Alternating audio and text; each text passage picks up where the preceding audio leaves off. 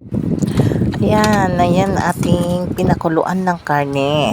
Yan yung nasa hita banda. Yung asin, pinakuluan. Ayan na, malambot na siya. So, nilalagyan ko na ng asin.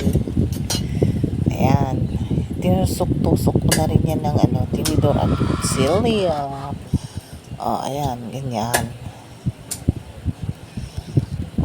Para puputok-putok siya. Yan yung homemade version ni Manang Bidaya.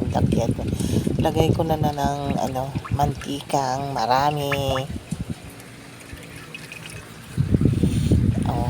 Painitin natin ng konti. Ayan. Tapos, ayan yung peppercorn na iwan pa doon. So, ayan. Lagay na natin.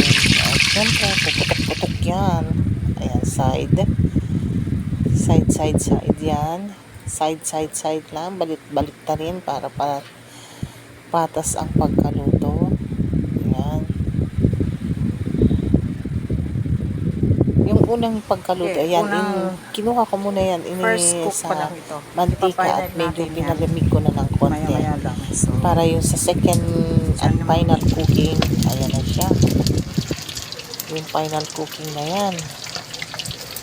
Para mas crispy siya. Ayan.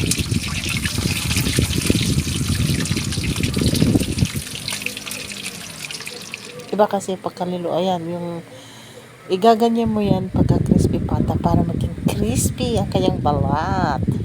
Magiging crispy ang kanyang balat-balat. Ayan. Sasabuyan ng ng mantika yung balat para maging crispy.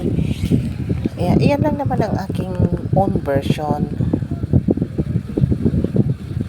Kasi ang ginagawa una dyan, pinakukulaan, pinalalambot yung karne, tapos i-dry, palamigin, tapos ipiprito. So, ito na yung pinaka-final na proseso ng pagluluto.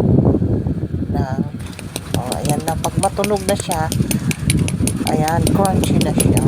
Ayan na, tumutunog na siya.